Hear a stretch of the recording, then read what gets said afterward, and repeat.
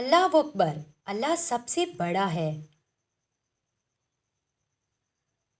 میں بخشش مانگتا ہوں اللہ سے جس کے سوا کوئی معبود نہیں، زندہ قائم رہنے والا ہے، اور میں اس کی طرف توبہ کرتا ہوں۔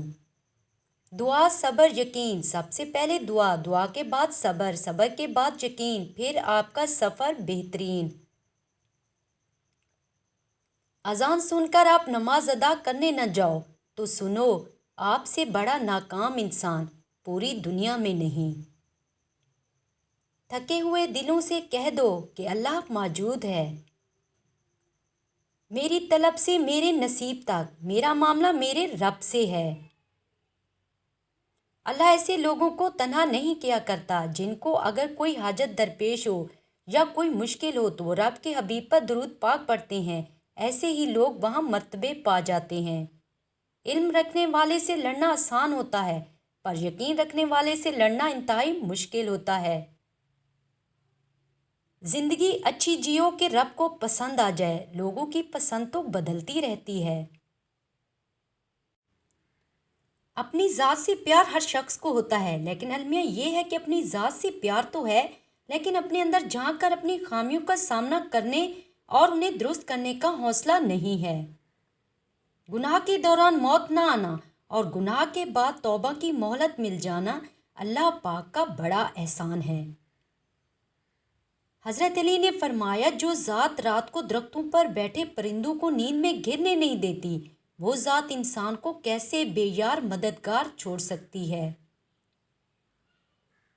غم ہی ایسا تھا کہ بات نماز تک جا پہنچی، فقط ایک سجدہ کیا اور بات خدا تک جا پہنچی۔ حضرت علی نے فرمایا، اگر دنیا میں سکون ہوتا تو لوگ اللہ کو بھول جاتے۔ سکون تو صرف ان لوگوں کے پاس ہے جو اللہ کی رضا کو اپنی رضا سمجھتے ہیں۔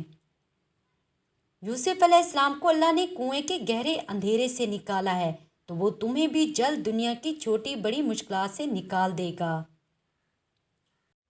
میں کبھی گیا نہیں مگر سنا ہے مدینہ کی گلیوں سے جنت کی خوشبوئیں آتی ہیں۔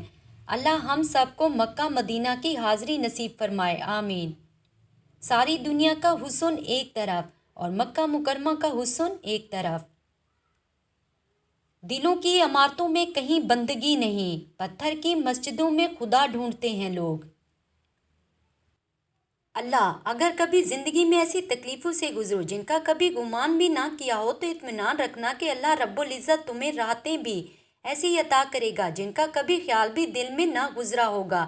بے شک وہ رب العزت ہر چیز پر قادر ہے۔ وہ جو بارش کے بعد 7 رنگوں کی دھنک بنا سکتا ہے، اس کے لیے دکھ کو سکھ میں بدلنا بھلا کیا مشکل۔ بس اپنے رب سے جڑے رہیں اور پر امید ہو کر مانگتے رہیں، وہ ہر چیز پر قادر ہے، اس کے لیے کچھ بھی مشکل اور ناممکن نہیں۔ بے شک اللہ تعالیٰ ہر چیز پر قادر ہے۔